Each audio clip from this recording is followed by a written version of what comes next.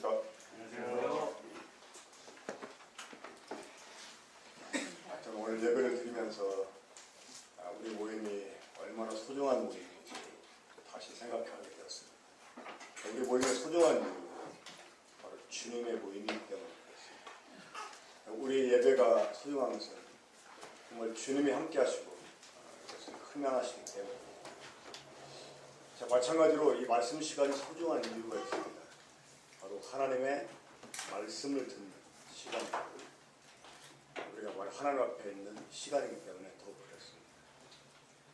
저는 말씀을 들을 때나 혹은 전할 때 이 고넬료가 베드로에게 했던 고백을 자주 생각합니다. 천사의 명령을 받고 고넬료가 베드로를 초청한 후에 베드로가 왔을 때 그렇게 말합니다.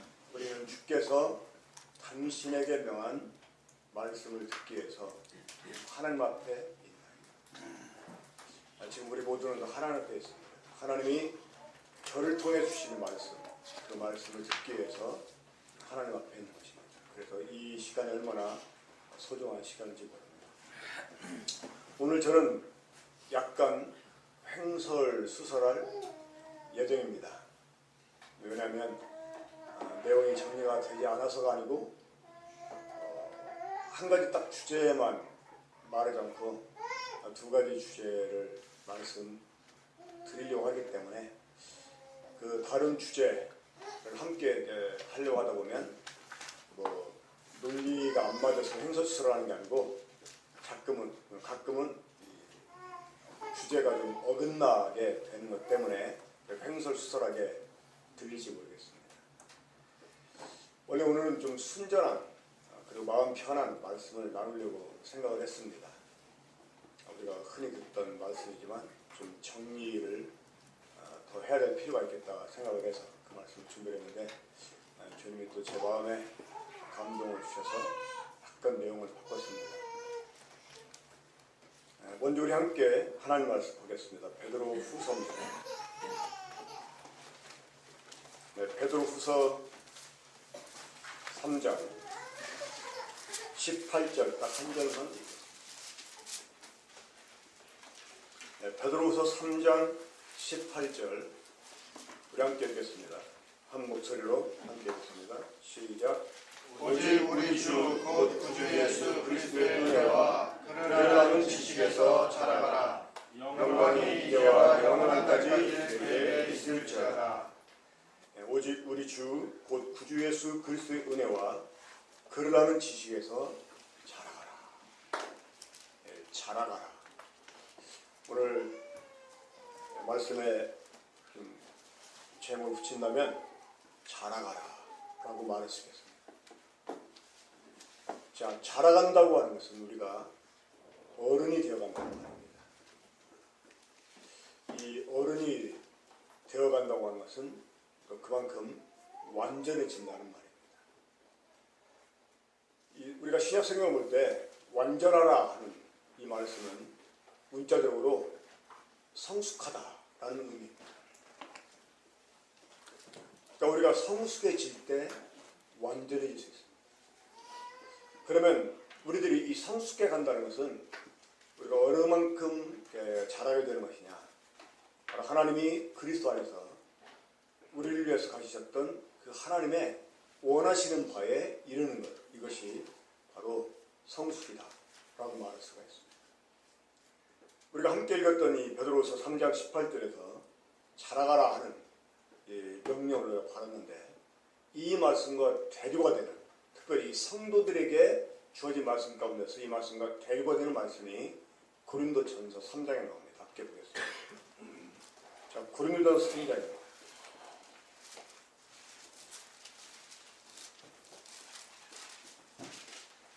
고린도전서 3장 1절 먼저 보겠습니다. 형제들아, 내가 신령한 자들을 대함과 같이 너에게 말할 수 없어서 육에 속한 자, 곧 그리스도 안에서 어린아이들을 대함과 같이 하노라. 3절 봅니다. 너희는 아직도 육에 속한 자다. 너희 가운데 시기와 분쟁이 있으니 어찌 육에 속하여 사람을 따라 행함이 아니리요.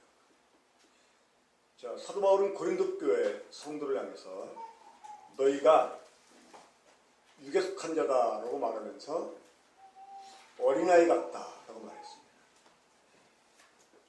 자, 실제로 이 구원받은 성도는 사실 육에 속한 사람들이 아니죠. 영에 속한 사람. 우리가 영이신 하나님께로부터 태어났기 때문에 우리는 영에 속한 사람입니다. 우리는 영입니다. 영으로 난 자는 영이요 라고 주님 말씀하셨기 때문에 우리는 영입니다. 물론 이 말씀을 받은 고린도교회 성도들도 사실은 영입니다. 그렇죠? 영에 속한 사람입니다. 사도 바울이 이들을 향해서 너희가 육에 속한 자다 라고 말한 것은 사실은 질책하는 것이었습니다. 마땅히 영에 속한 사람이기 때문에 영에 속한 사람답게 행해야 되는데 신부는 영에 속한 사람이지만 행하는 일은 육에 속한 사람이 행하는 것처럼 하니까 육에 속한 사람이다 라고 말했습니다. 넌 아직도 유치원생이야 라고 어떤 고등학교 다니는 아이에게 말했다고 할 때 실제로 그 아이가 유치원생이라는 말이 아니잖아요. 그러니까 고등학생이면 고등학생답게 행동해야 되는데 하는 짓이 유치원생.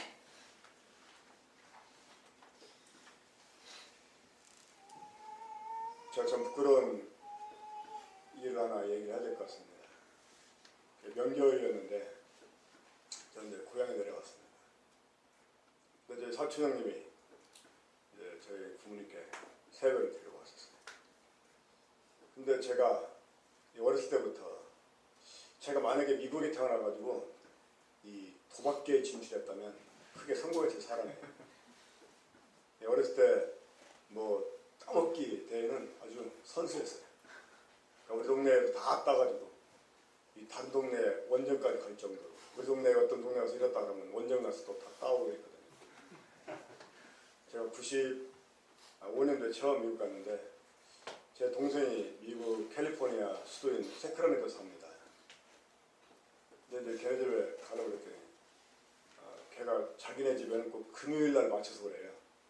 왜 그런가 그랬더니 그 세크라멘토에서 1시간 정도 가면 이 네바다주 경계를 넘어가서 그게 그 유명한 호수가 있어요. 그 레이크 타오라고 타오 호수가 있습니다. 거기는 네바다주기 때문에 이 도박장이 있어요. 그러니까 그 카지노가 있는 호텔에 가면 이 카지노를 하게 하려고 숙박비도 싸고 또 음식값도 싸요. 근데 거기에 금요일 날 저녁마다 해물풀 합니다. 이제 저희 고향이 군산이기 때문에 바닷가에 살아가지고 해물을 좋아하죠. 그래서 이제 그 해물풀을 먹으러 가기 위해서 이제 금요일 오라는 거예요. 그래서 맞춰서 갔습니다. 갔는데 자기 일찍 도착했죠. 그래가지고 이제 저녁 그 예약을 해놓고 저를 그 갬블링장으로 데리고 가더라고요. 그러면서 오불을 그 25센트짜리 이렇게 바꿔가지고 그냥 슬롯머신 동전 넣고 땡기면 되는 거예요. 그거 하게 하고 저는 가서 블랙잭을 하더라고요. 근데 해도 잘 안 되고 그래서 이제 저는 빨리 그거 그만두려고 동전 2개 남았을 때 딱 넣고 땡겼는데 그때부터 막 동전이 쏟아지면서 무려 200불을 땄어요. 그걸 이제 저녁값 다 내고. 근데 이제 그 얘기 하려고 하는 게 아니고 이제 그러다 보니까 그 어린 사촌 동생도 저희 집에 오고 그랬는데 그때 이제 그 방 안에서 아이들하고 이제 게임을 하게 된 거예요. 그래가지고 사촌 동생 그 돈도 다 땄죠. 근데 이제 큰형님이 그 가시기 전에 나한테 좀 무슨 문제로 의논할 게 있어가지고 또 제가 집안에 큰아들이니까 저한테 나와보라는 거예요. 그래서 제가 이 게임에 도취가 돼가지고 좀 기다리시라고 해가지고 계속 기다리겠는데 이 형님이 기다려 안 나오니까 문을 딱 열어보고 열어봤습니다. 열어봤는데 제가 이제 어린 사촌 동생들하고 이제 뭔가 게임을 하고 있으니까 저한테 딱 한마디 하시더라고요. 너 아직 어리구나. 근데 너무나 그때 부끄럽더라고요. 그 길로 제가 도안을 끊었습니다. 그러니까 마땅히 어른 행동을 해야 되는데 어른답잖은 행동할 때 우리는 좀 어리다 이렇게 표현하잖아요. 하지만 사실 어린 건 아니잖아요. 고린도 교회를 보면 분명히 사도 바울은 고린도 교회에 보낸 편지 서두에 하나님의 교회라고 말했어요. 고린도에 있는 하나님의 교회라고 말했어요. 하지만 우리가 아는 대로 이 고린도 교회는 문제가 많은 교회잖아요. 이 고린도 전서를 보면 너무나 문제가 많아요. 이 문제투성인 교회. 자, 이런 문제들이 발생되는 이유가 무엇 때문일까요? 바로 성도들이 구원은 받았는데 영에 속한 사람은 되었는데 자라지 못한 것입니다. 이 자라지 못한. 그러면 자라지 못한 이유가 무엇일까요?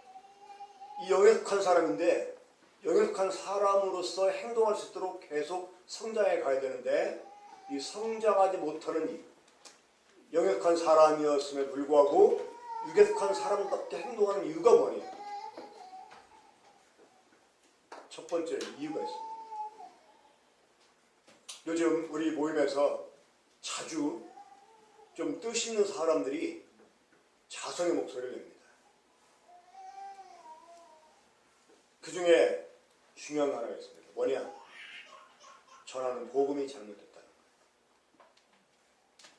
우리 모임이 다른 일반 기독교회에 비해서 이 복음 전하는 일에 자부심이 있었어요. 하지만 요즘 들어서 이 복음 전하는 것 때문에 이 자성의 목소리를 냅니다.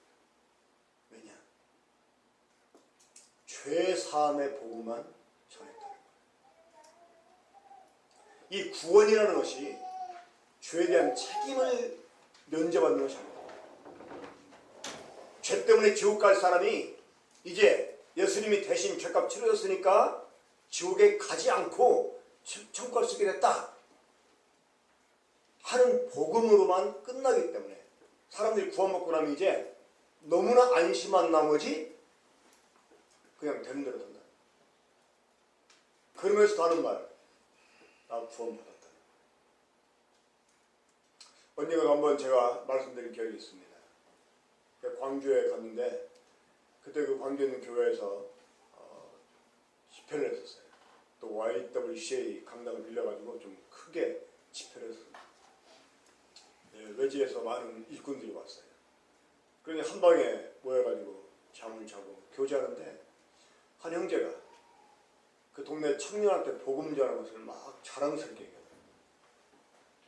복음을 전혀 잘 못 깨달았는데 이제 확신이 있다고 해서 물어봤대요. 야, 그럼 네가 사람 하나를 죽였다. 근데 천국 가냐 못 가냐 이렇게 물어봤다는 거예요. 그럼 그 사람이 왜 사람을 죽여요? 아, 그럼 못 가죠 하니까 아, 너 그거 못 받은 거야 이렇게 또 말해줬다는 거예요. 근데 며칠 뒤에 아, 자기 그래도 천국 갈 수 있다고 말하더래요. 그래? 그럼 네가 10사람 죽였다. 그럼 천국 가냐 못 가냐 이렇게 물어봤다는 거예요. 얘 10사람씩이나요? 아, 그럼 못 가죠. 그래서 그럼 너 구원 못 받은 거야 이렇게 또 말해줬다는 거예요. 근데 나중에는 아, 그래도 간다고 말하더래요. 제가 그 자리에서 면목을 줬습니다. 무슨 복음을 그렇게 전해요. 나중에 그 사람이 정말 사람 죽여놓고도 수갑차고 끌려가면서 그래도 저는 천국 가요 이렇게 말하면서 간 사람이라고. 그게 구원이 아니잖아요. 그게 구원의 확신이 아니잖아요. 물론 왜 그렇게 말했는지 의도는 이해할 수 있어요. 마땅히 영으로 난 사람은 죄에 대한 책임만 면제받은 게 아니라 사실은 죄라는 것 자체에서 벗어나는 것입니다. 우리가 구원을 받는 것은 영원한 멸망에서 구원받은 게 아니에요. 영원한 멸망은 우리가 죄와 사망에 속해 있기 때문에 자동적으로 함께 끌려 들어가는 것이지. 우리가 영원한 멸망에서 구원받은 게 아니고 사실은 죄와 사망에서 우리가 구원을 받는 것입니다. 우리가 죄와 사망에서 구원을 받았기 때문에 하나님이 사망을 멸하실 때 우리가 거기에 참여하지 않게 되는 것이에요. 지옥이라고 하는 것은 사망을 멸하기 위한 둘째 사망입니다. 그래서 이 복음을 전하는 것은 문제가 있다. 그렇게 자성의 목소리를 내는 경우가 있습니다. 자, 이 구원을 받았다는 것 때문에 안심하고 함부로 사는 사람들이 있어요. 그러면서 성결 받지 않죠. 자, 성도들한테 죄인들아 이렇게 말하면 됩니까? 안 됩니까? 성도들한테. 그러면 큰일 난다고 생각하죠. 어떤 구원파 무리들 가운데서는 자기를 가르쳐 죄인이다 이렇게 말하면 그 사람을 거듭난 사람으로 생각하지 않아요. 근데 야고보 4장을 보게 되면 야고보 사도가 성도들에게 그렇게 말씀합니다. 너희 죄인들아 이렇게 말해요. 죄를 지었으면 죄인이지. 보세요. 사도 바울이 영에 속한 고린도 교회 사람들에게 뭐라고 말씀했어요? 너희가 아직도 육에 속한 사람이다 이렇게 말했죠. 육에 속한 짓을 하니까 육에 속한 사람이다 이렇게 말했어요. 죄를 지으니까 죄인이다 이렇게 말할 수 있는 거예요. 물론 그것이 신분을 말하는 게 아니지 않습니까? 저는 이번에 성경 공부 교재를 만들면서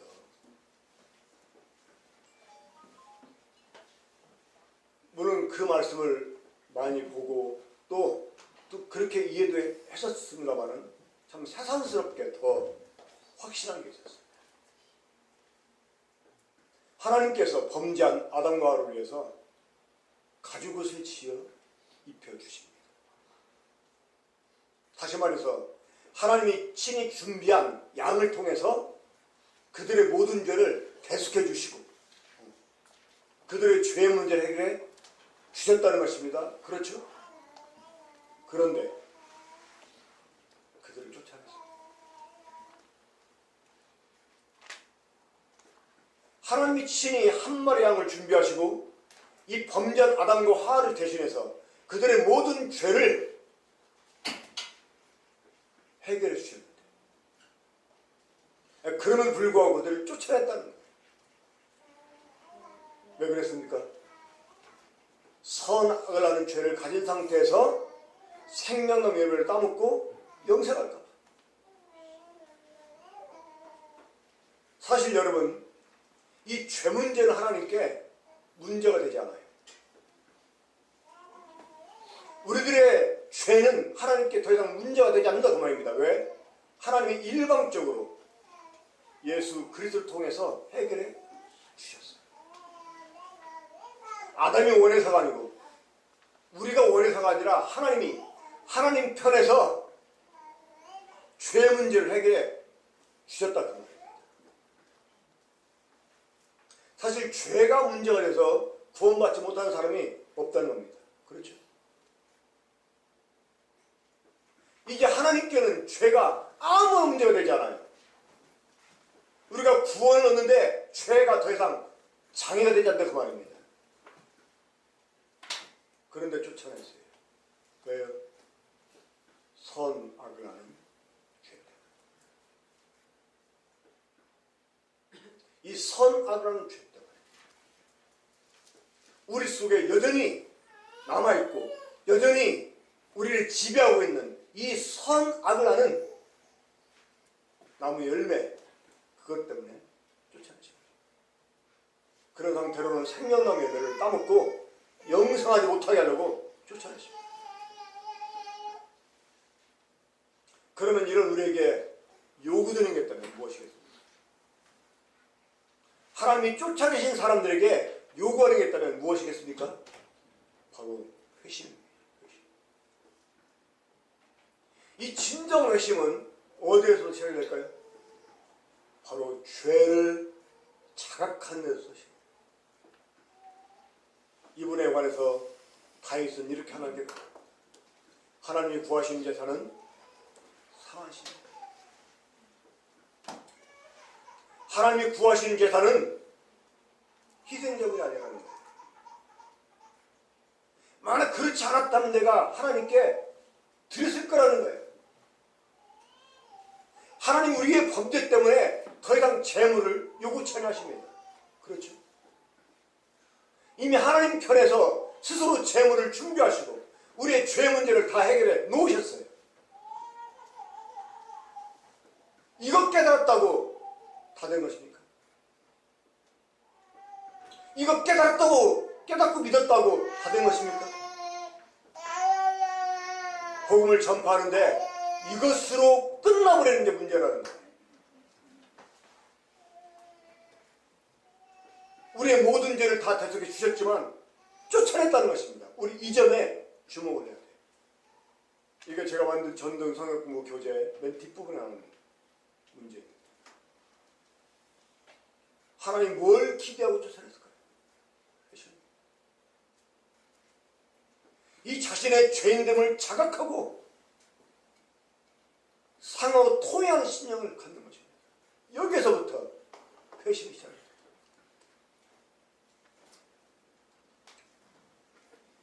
내 스스로 산 죄, 내가 주인돼서 산 죄, 이것이 하나님께 대한 반역이고, 이것이 하나님을 모독하는 것이고, 이게 하나님을 무시하는 것이고, 이게 얼마나 큰 죄인지 자각하는 데서 회심이 일어나겠다. 그러면 이런 중심의 진실함으로 회개한 사람들에게 변화는 다 당연하게 나타나는 거죠. 저 이런 부분을 말씀드릴 때마다 우리 주의를 예를 들어서 말하는 거 여러분 들었을 것입니다. 제가 구원받고 나서 저에게 첫 번째 했던 말이, 아빠 저는 더 이상 내 마음대로 살고 싶지 않니? 아니, 이런 거. 그들부터 걔 참 다르게 싫었습니다. 마땅히 해야 되는 일이 있는데 잘 안 하려고 했대. 그만하면 됐어요. 너 그거 네가 좋아하는 거야? 네 주인이 좋아하는 거야? 그러면 바로 바꿔. 안 좋은 건데 하려고 그래. 너 지금 그 네가 좋아하는 거야? 네 주인이 좋아하는 거야? 포기해. 그렇게 쉽게 들려. 이게 회심한 사람의 모습이에요. 하나님께서 예수님 보내시기 전에 율법을 주신 이유가 무엇 때문일까요? 죄가 무엇인지를 자각합니다. 또 하나님은 가차없이 징계하시잖아요. 왜? 이 하나님 형벌이 얼마나 두려운 것인지를 알게 해요. 그런데 진짜 그 죄 때문에 고민하는 사람은요, 형벌을 두려워하는 게 아니고요, 어찌할 수 없는 자기 모순 때문에 괴로워해요. 진짜 이 죄에 대한 자각이 있고 회심하는 마음이 있는 사람은요, 이것 때문에 혼날까? 이것 때문에 벌 받을까? 이게 두려운 게 아니고,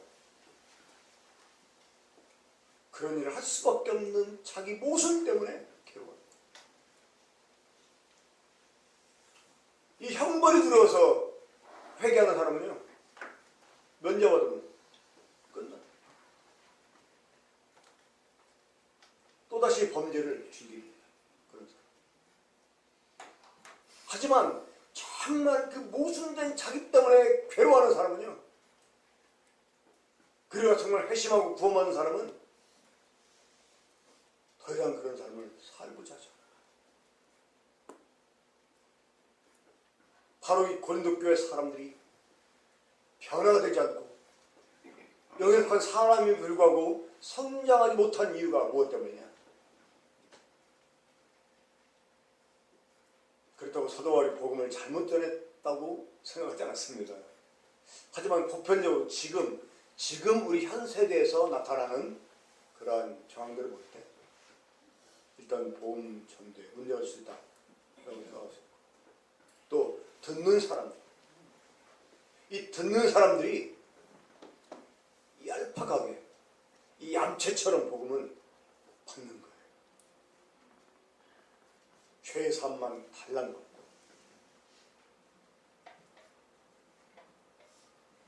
그리고 포기 찾는 거죠. 그러니까 한 손에 하나님도 잡고 보험 들듯이 또 한 손에는 세상도 잡고, 그러니까 그의 마음과 삶 가운데서는 갈등이 끓지 않는 거예요. 이 갈등이라는 말이 갈이 칡나무를 가리키죠. 그러니까 칡나무하고 등나무 다 이제 그 넝쿨 그 덩쿨 식물 아닙니까? 얘네 둘이 딱 만나가지고 비비막 꼬여가지고 하늘로 막 올라서는 거예요. 한데 얽혀 있어서 한 나무처럼 보이지만 사실은 전혀 다른 두 나무. 이게 바로 갈등입니다. 이게 하늘의 것도 갖고 싶은데 땅의 것도 갖고 싶은 거예요. 이게 두 개가 막 어우러져가지고 막 내 마음속에서 비비고 올라와요. 그러니까 결정적으로 뭔가 하나님을 위해서 결단해야 될 때는 결단을 못하고 헌신이 요구될 때 헌신하지 못하고 또 세상으로 되돌아가는 이런 모습. 그러니까 정말 마땅히 영역하는 사람이 되었으면 거기에 맞는 신분에 맞게 성장하라. 이제 행동도 예속한 사람처럼 보여줘야 되는데 그렇지 못하는. 복음을 들을 때 얄팍하게 들어서. 그러니까 여기서 이제 전하는 사람의 문제보다는 받는 사람, 듣는 사람이 그러한 태도로 들어서 그런 거죠. 특별히 우리 모임. 자, 저를 보세요. 특별히 우리 모임에서는 이제 학생들 캠프를 가보면 그게 더 막 분명하게 드러나 보이는데요. 우리 모임에서는 구원 받았다고 해야 행세할 수 있거든. 캠프에 가도 명찰 색깔이 틀리잖아요. 제가 구원받은 사람이 아닌가 그 표신하기 위해서 누구라도 상담을 하게 하려고. 왜 내 명찰 색깔이 다르지? 그래가지고 또 그런 사람은 이렇게 성도들이 모이는 어떤 그 그룹 활동에 참여를 못하게 돼요. 그러니까 일단 구원 받아서 침례를 또 안 받으면 형제 대우를 못 받거든요. 그러니까 어떻게든 또 길을 쓰고 침례 받아요.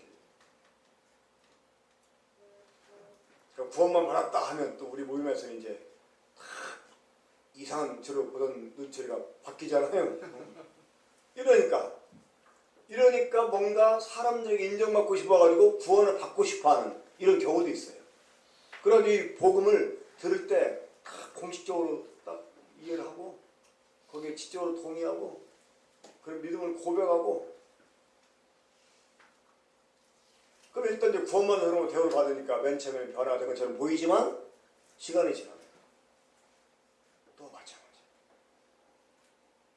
그러니까 복음을 전하는 것도 마찬가지고 복음을 듣는 것도 마찬가지인데 뭔가 이렇게 부족함이 있기 때문에 구원을 받았다고 하면서도 변화가 안 되고 영적 성장이 일어나지 않는 거죠. 이 고린도 전서를 보면 사도 바울이 고린도 교회 성도를 향해서 단호하게 말하잖아요. 너희가 아직도 육에 속한 사람. 실제로 우리가 육에 속한 사람이라면 얼마나 저주스러운 말입니까? 그렇죠? 이 영에 속한 사람들에게 육에 속한 사람이라고 말하는 것처럼 저주스러운 말이 없습니다.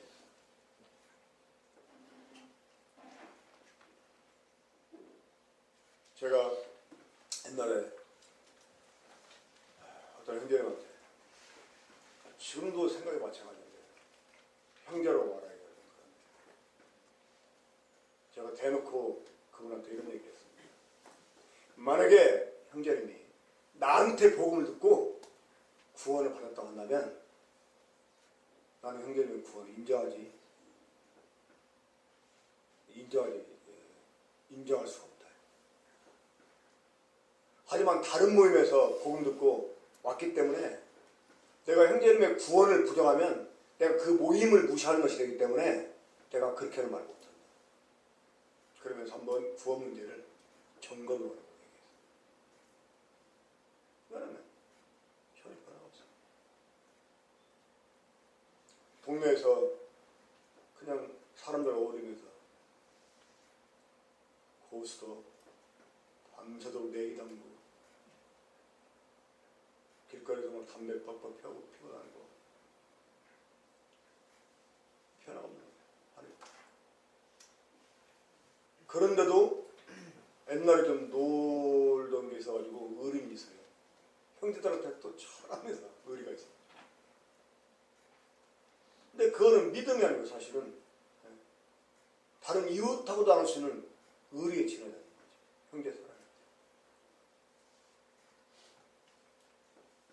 그러니까 구원받는 성도에게 구원받지 못한 것 같다라는 말을 듣는 것처럼 사실은 저주스러운 말이 없어요. 자, 그런데 복음을 제대로 들었어요. 복음을 제대로 받았어요. 그럼에도 불구하고 변화가 없는 경우가 또 있다. 왜 그럴까요? 이 회개에 합당한 열매를 맺어야 되는데 맺지 못하는 거예요. 어제 그 지방에서 올라왔던 형제님하고 교제하면서 그 형제님이 저한테 이런 질문을 해요. 형제님은 예정에 대해서 어떻게 생각해요? 아주 지겹도록 옛날에 들었던 단어죠. 그러니까 지금 그 형제님 있는 교회에 그 바람이 불어가지고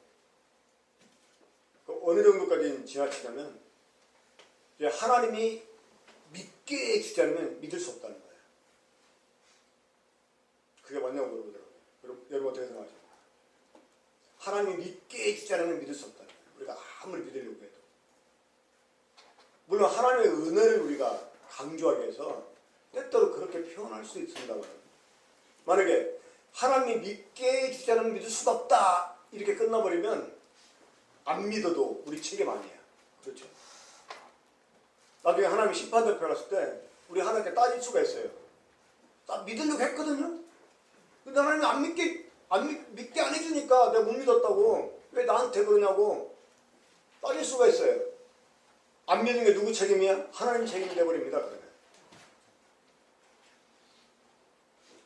옛날에 그 사람 전도하는 사람 성결교회 사람이었는데 이제 장로교회도 다니다가 성결교회로 옮긴 사람인데 왜 옮겼냐 그러니까 예정론 때문에 옮겼대요. 자기는 실컷 믿었는데 나중에 와서 하나님이 내가 너 안 택했거든 이러면 뭐냐는 거야. 그러니까 지나칠 정도. 그러니까 하나님의 은혜로 됐다고 하니까 우리가 한 게 아무것도 없다고 하니까 구원받고 나서도 내가 하면 되는 게 아니고 주님이 해야 된다 해가지고 이 적용을 잘못시킵니다. 사도바울이 고린도서 15장에서 나의 나된 것은 하나님의 은혜다 라고 말하면서 그가 또 뭐라고 하십니까? 내가 다른 모든 사도보다 더 수고했다. 나의 나된 것은 하나님의 은혜로 된 것인데 그 은혜 안에서 이 은혜가 헛되지 않도록 더 많은 수고를 했다는 거예요. 이 고린도서 1장에서도 나오잖아요. 1장 후반부에서 내 안에서 역사하신 이의 역사를 따라 내가 힘을 다하여 수고한다. 우리가 구원은 은혜로 받습니다. 우리가 죄사함은 은혜로 받아요. 의롭다 하시는 은혜로 받아요. 하지만 우리가 은혜를 얻은 이후에 주님 안에서 삶을 위해서 힘써요. 모이기도 힘써요. 기도도 힘써요. 전도도 힘써야 되고 빛된 삶을 사는 것도 힘써요. 그러면 힘쓴다는 것은 뭘 전제합니까? 그 일이 쉽다 어렵다? 어렵다고 하면 또 어려우니까 쉽다 쉽지 않다? 쉽지 않다. 이거 마치 물을 거슬러 올라가는 것 같아요. 가만히 있으면 떠나요. 요즘 우리 군폭교회 이 내려막길 자전거 타고 가는 사람이 많은 것 같아요. 내려막길에 앉아서도 돼요. 발 안 굴러도 됩니다. 저절로 갑니다. 근데 이 신앙생활은 그렇지 않잖아요. 우리가 힘써야 되는 거예요. 얼마만큼 힘써야 돼요? 아까 제가 우리 지성이한테도 얘기했는데 얼마만큼 힘써야 돼요? 주님이 어떻게 충성하라고 했습니까?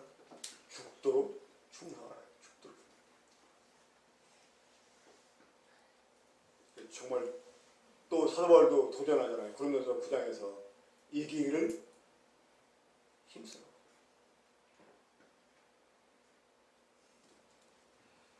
이기 힘쓰냐마라 모든이 절제한다 이렇게 말씀하셨어요. 그러니까 우리가 은혜로 되어진 것 때문에 나머지 삶도 은혜로 되어진다고 생각을 해요. 물론 이 말이 100% 틀린 말은 아닙니다. 처음부터까지 다 은혜죠. 은혜로만 된다 이렇게 우리 말할 수가 있습니다. 하지만 그 은혜 안에서 우리가 힘을 다하는 수고를 해야 돼요. 이런 수고로움이 없었기 때문에 은혜를 나누어하는 것 때문에 이 고린도 교회에 이런 문제들이 발생됐다고 생각합니다. 자, 두려운 말씀 하나 있습니다. 뭐예요? 고린도전서 16장.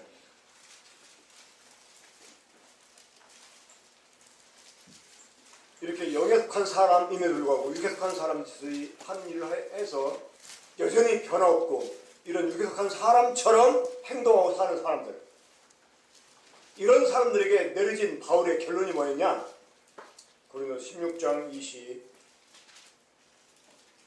22절 보면 만일 누구든지 주를 사랑하지 아니하면 저주를 받을지어다.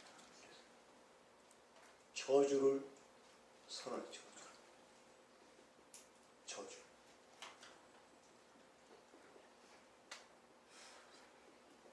이 모든 것들이 사실은 주님을 사랑하지 않는 데서 발생된 문제예요. 이런 사람들은 저주를 받아요. 저주를. 자, 이 저주가 어떤 저주일까요?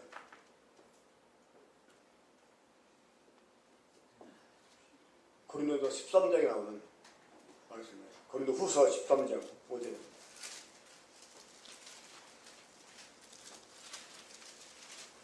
이 저주는 다름 아닌 버림을 받는 것입니다. 고린도서 13장 5절 봅니다. 너희는 믿음에 있는가? 너희 자신을 시험하고 너희 자신을 확증하라. 예수 그리스도께서 너희 안에 계신 줄을 너희가 스스로 알지 못합니다. 그렇지 않으면 너희는 버림받을.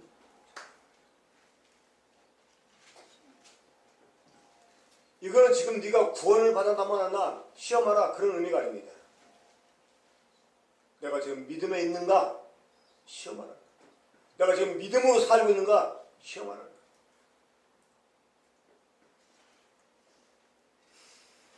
예수 그리스도께서 너희 안에 계신 줄을 너희가 스스로 알지 못하느냐? 이거는 교리적으로 내가 주님 믿었으니까 이제 내가 주님 영접했으니까 주님이 내 안에 계시지 라는 그런 의미가 됩니다. 실제로 예수 그리스도께서 내 안에 살아 계시는 겁니다. 그분 내 안에서 지금 역사하시는가 하는 것입니다. 내가 지금 그분과 더불어 살아가냐. 요한계시록 3장 20절에서 주님이 라오디가 교회에게 하신 말씀. 볼자다 내가 문 밖에서 두드리노니 누구의 내 음성을 꿈을 열면 내가 그에게로 내가 그와 더불어 먹고 그는 나로 더불어 먹으리라. 이 더불어 먹으리라 하는 말은 더불어 산다 그 말이지. 실제로 주님이 내 안에서 나와 더불어 살아주고 계시는 것입니다. 내가 지금 내 안에 계신 주님과 더불어 살고 있냐 하는 것입니다. 주님을 생명과 이것이 실제 삶이냐 하는 거예요. 실제 삶. 만일 그렇지 않다면 어떻게 된 거라고요? 너희는 불임자다. 내가 내 마음대로 하는데 일이 잘 된다. 생각해요. 뭔가 내가 주님과 상관없이 사는데 뭔가 하려고 하는 찝찝한데 잘 된다. 생각해요. 로마서 1장에서 하나님 주시는 보응이 있습니다. 그 보응이 뭐냐? 내버려두는 거예요. 우리가 합당치 못한 일을 하는데 내버려두는 거. 여러분 보응입니다.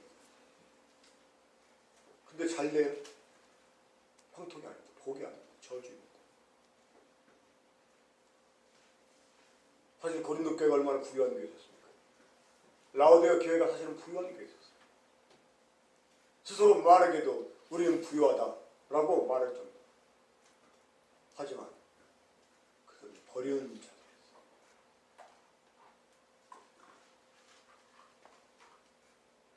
이 버리는 자라고 하는 것은 하나님과 상관없게 됐다라는 거예요.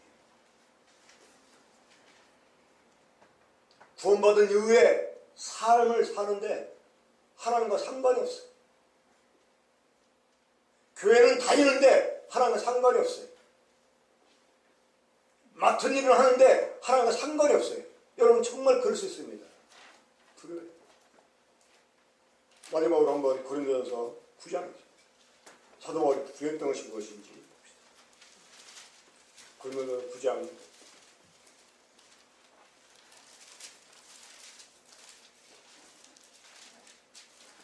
27절 함께 읽겠습니다. 고린도전서 9장 27절 함께 읽어 시작.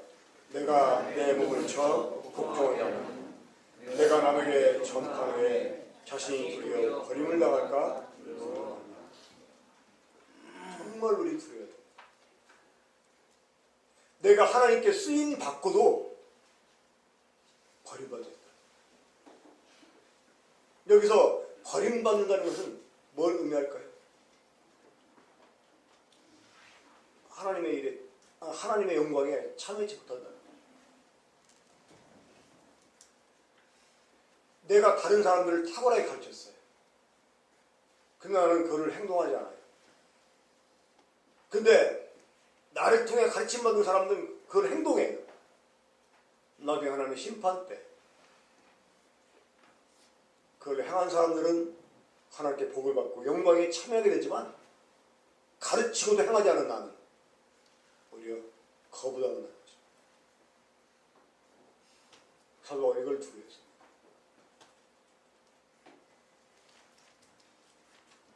그런데 변화를 싫어하거나 변하지 않는 것을 만족하는 사람들은 이런 말씀을 듣고도 뭐라고 말할까요? 뭐라고 생각할까요?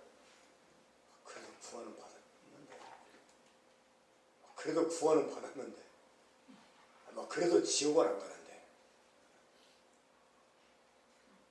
그게 좋으면 그렇게 살아야 돼요. 자, 그럼 이제 결론적으로 자라가라 이렇게 말씀했는데 이 자라간다는 게 뭘 의미할까요? 영에 속한 사람이면 그 신분에 맞도록 행동되어져요.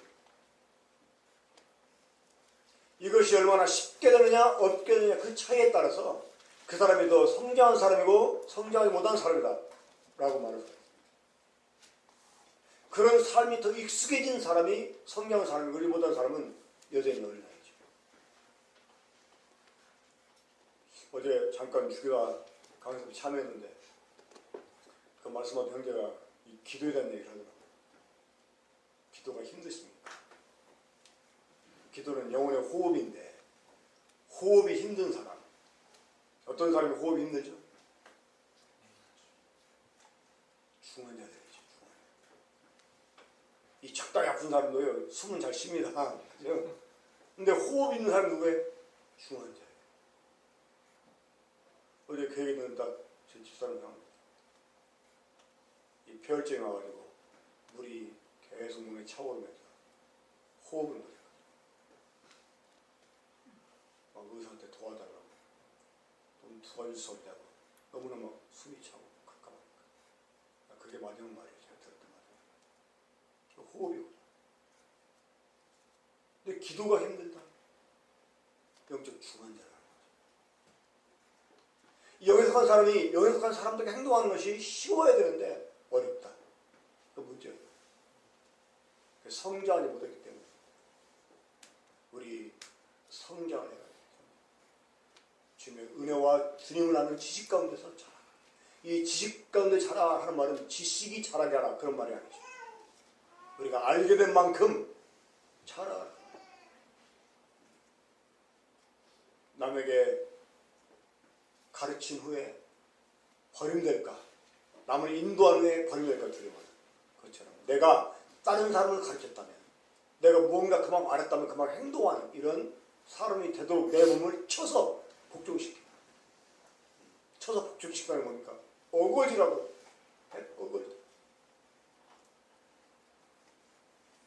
제가 군생활 때 번타도 은혜가 있었는데 제가 얘기를 해주더라고요. 이 체급별 경기하는 선수들은요 참 힘든 게 먹는 거 참는 거예요. 근데 권투 선수들은 딱 콩을 잡고 상대방보다 먼저 발을 뻗어대니까 이 때리려고 뒤로 빼면 그 사이에 주먹 돌아 맞으니까요. 이 빼는 것이 습관이 안 되게. 탁구를 쳐도 우리 탁구 칠 때 뒤로 빼가지고 치잖아요. 근데 절대 못 빼게 안 돼. 당구도 못 치게 안 돼. 왜 당구는 치려면 뒤로 빼야 되잖아. 그러니까 뒤로 빼는 걸 못하게 한다는 거야. 항상. 그리고 이제 체급이 오버되면 안 되니까 먹지 마요. 언제가 제일 좋으냐? 이제 그 체중 딱 달잖아요. 막 시합이 앞서가지고 그때 체중 딱 달고 통과가 되면 그때 막 준비하는 거 다 먹는데 그때. 그러니까 이기길 원하니까. 그럼 하기 싫어도 해야 되잖아. 어거지로. 그렇죠. 근데 또 사람들이 사탄의 깨에 넘어가요. 어떻게? 이거 하기 싫은 억지로 하면 뭐다? 외식이라는 거야. 위선이라는 거야. 술 아침에 교회 보기 싫어요. 갑자기 막 귀찮아져요. 막 몸도 좀 피곤하고. 그런데 이런데 어거지로 가서 예배 드려야 그게 뭐 예배가 될까? 하나님 그런 예배 받을까? 차라리 집에 그냥 혼자 조용히 마음으로 드리면 되지? 그런 생각이 여러분 가끔 들 때도 있죠. 오늘 그랬던 때는 또 남자가 오늘 교회가 싫다고 안 갈 거라. 그러니까 그 어머니가 하는 말, 야 네가 목삼 나면 어떻게 되냐.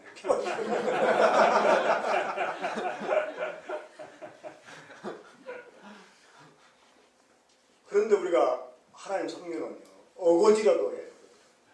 몸을 쳐서 복종해. 이 몸을 쳤다는 게 이게 이제 쳤다는 말이 복싱이에요. 복싱. 근데 복싱의 원래는 뭔지 아십니까? 눈 밑을 때리는 거. 이게 복싱이에요. 눈 밑을 때리는 거. 한번 쳐보세요. 막 별들이 많이 보일 거예요. 그렇게 해서라도 복종해요. 그게 외식이 아니에요. 하기 원해서만 하는 게 아니라 하기 싫어도 해야 돼요. 그래야 성장이 있고 제가 좀 딜레마에 빠져 있어요. 다시 요요해서 그런 것 같아요. 허리도 막 늘어나고 지금 바지도 막 작아지고 이게 살 빼는 것도요. 뱃살 빼는 것도 막 운동화 다이어트 한다고 단번에 빠지는 게 아니거든요. 서서히 빠지지 않는 것처럼 하다가 어느 날 갑자기 딱 빠져 있는 거예요. 근데 운동을 안 하고 다이어트 안 하면 살찌는 것도 마찬가지인 것 같아요. 뱃살 늘어나는 것도. 이게 괜찮은 것 같아요. 이제 뭐 자리가 다 변나 그랬는데 지금 얼마 전부터 갑자기 막 더 늘어난 것 같아요. 그러니까 자꾸 내 딜레마가 막 귀찮은 거야. 체육관 가는 것도 귀찮고요. 어떨 때는 막 하다가 막 그래. 내가 내 돈 주고 지금 뭔 고생이지. 근데 그거를 극복하면 우리 좋은 결과 왔잖아요. 우리 주님 성령도 마찬가지고 영적 성장도 마찬가지고